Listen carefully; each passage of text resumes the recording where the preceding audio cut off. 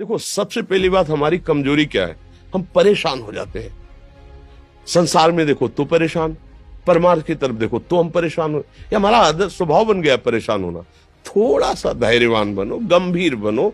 कोई इस भारी से भारी विपत्ति में परेशानी स्वीकार करके विपत्ति से थोड़ी निकला जाता। सुलझो, ठीक है, ये विपत्ति आई, समस्या आई, इसका समाधान होगा। ऐसा थोड़ी कि हमें नष्ट कर देगी। अगर अभी हमारी बड़ी हानि हो जाती है, हम कल इससे बड़ा लाभ प्राप्त कर सकते हैं। हमको एकदम बिल्कुल गंभीर रहना है, इतने कमजोर नहीं बन जाना। अब वो गए तो क्या होगा, अब वो वस्तु गई तो क्या, पद गया तो क्या होगा। प्रयास किया था, ये पद मिला था, इससे बड़ा पद प्राप्त करूंगा, मैं इससे बड़ा महान बनूंगा। ठीक है, एक बार गिर गया, गलती हो गई, दंड भोगूंगा, फिर इससे ज्यादा संयम में रहूंगा। बिल्कुल, मतलब एकदम फ्रेश दिमाग रखना चाहिए। और अपने लोग क्या है, जरा सी बात में एकदम पछड़ा कर लेते हैं, एकदम कमजोर हो जाते हैं। ये बिल्कुल ठीक नहीं है। हम जीवन भर की यात्रा की बात कह रहे हैं, भारी से भारी कष्ट में भी मुस्कुराना, तो हमें बल मिला है, हमें भगवान की कृपा का दर्शन हुआ है, हमें उनका दुलार दिखाई दिया है। अगर ऐसे तो भाग जाते, फिर परमार्थ में थोड़ी चलना होता है। आज जो आप सुन करके लाभ लेने की चेष्टा कर रहे हो ना, ये केवल प्रवचन नहीं है, ये जीवन है। अगर ये जिए ना होते ना, तो ये इसका प्रभाव नहीं पड़ता, फिर वाणी का प्रभाव नहीं पड़ता। हम इसीलिए कहते हैं, जैसे आप लोग एकदम परेशान हो जाते हैं, जब बोलो क्या हमसे ज्यादा परेशानी होगी? दोनों किडनी खराब, दवाई लाने के लिए पैसे नहीं, पानी रखा है, हम उठ के पी नहीं सकते, भीषण शरीर में कष्ट, भीषण बुखार, क्योंकि किडनी फेल, जरा में बुखार, खाने को क्या, रोटी मांग के लाओ। अगर वहां सब्जी मिलती तो लाल मिर्च ऐसी पड़ के मिलती थी कि वो पा नहीं सकते थे।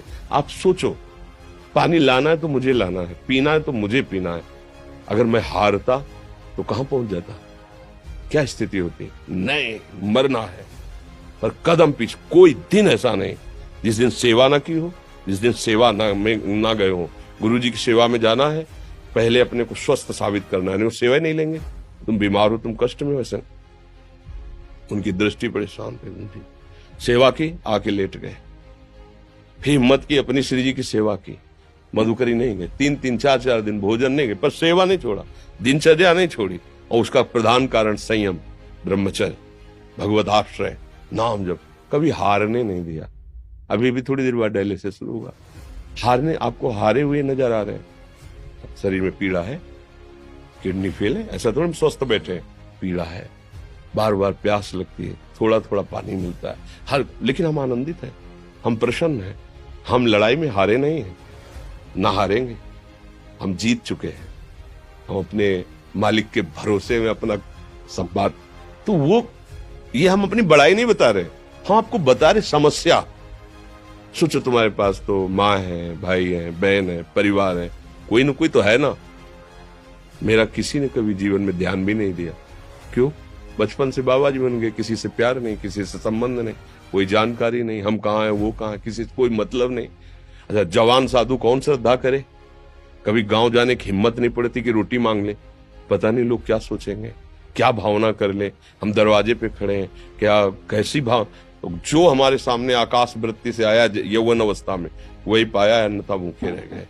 जब हम हर समय अपने को विवेक के द्वारा सावधान रखे, तो हम कभी निराश नहीं हुए, कभी उदास नहीं हुए, कभी ऐसा नहीं लगा कि यार हम दुखी, कभी नहीं लगा। उसी का फल है कि उस सुख का संकेत मिल गया जहां दुख की निशानी भी नहीं है। वही उसी के बच्चे हो, हम सब उसी धातु से बने हुए हैं। हम इतना क्यों परेशान हो जाते हैं? हम ये देखते हैं, अपने लोग थोड़ी बात बिगड़ गई परेशान, नहीं बिगड़ी तो बिगड़ जाने की संभावना में परेशान है। आज सुख है, लेकिन कल सुख छिन जाएगा, तो हम आज के सुख में सुखी ना होकर कल के दुख की आने की संभावना में हम भयभीत हो। मतलब क्या हमारी सोच रह गई? हमको इतना बलवान बनना है कि सुख और दुख दोनों हमको छू न सके। भारी से भारी सुख की व्यवस्था है तो अहंकार नहीं, हर्षित होकर किसी का अपमान न करे कि हम धनी, हम पदाधिकारी, अमुक। भारी से भारी दुख आया तो हमें किसी के सहयोग की जरूरत नहीं, हम फिर अपने कदम बढ़ाएंगे, हम फिर जुड़ी हुई अपनी भावनाओं को सजाएंगे। मस्त जीवन, एकदम तुम अविनाशी के बच्चे हो। शेर का बच्चा भेड़ों के बीच में फंसकर म्यों म्यों बोल रहा है, बस अगर दहाड़ना सीख जाए तो कोई भी उसे परास्त नहीं कर सकता। ऐसे भगवद अंश, तू प्रपंच में फंसकर अपने को इतना दीन क्यों देख रहा है? तू ऐसा है कि भगवान के दिव्यास्त्र में भी ताकत नहीं तेरे को मार सके। तू अविनाशी का अविनाशी बच्चा है, विनाशी भोगों को, विनाशी शरीर को मैं मान के इतना भयभीत, इतना दुख, ठीक नहीं। ये सबके लिए, केवल एक के लिए नहीं। आप समझो, आप लोग सोचते हैं हम गृहस्थ होकर भला ऐसी स्थिति कैसे। जनक जी सुखदेव जी के गुरु हैं और राजा हैं, महल है, रानियां हैं, नौकर है, चाकर। क्या सुखदेव जी जिनके शरीर में लंगोटी भी नहीं है, दिगंबर, परमहंस, परमहंस के गुरु है जनक जी जो राजा हैं।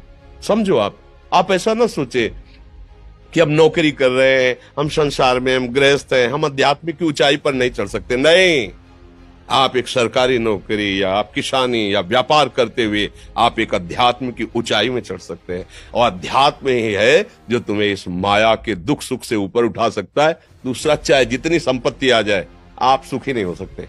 सब देख लो, आंख खोल के देख लो, अध्यात्म ही है जो तुम्हें हर कष्ट सहकर मुस्कुराकर जीने का रास्ता बता देगा कि आप आनंदित हो जाओगे। कुछ नहीं बिगड़ा, अध्यात्म है तो कुछ नहीं बिगड़ा, अध्यात्म नहीं है तो कुछ नहीं बना, कुछ हाथ नहीं लगने वाला।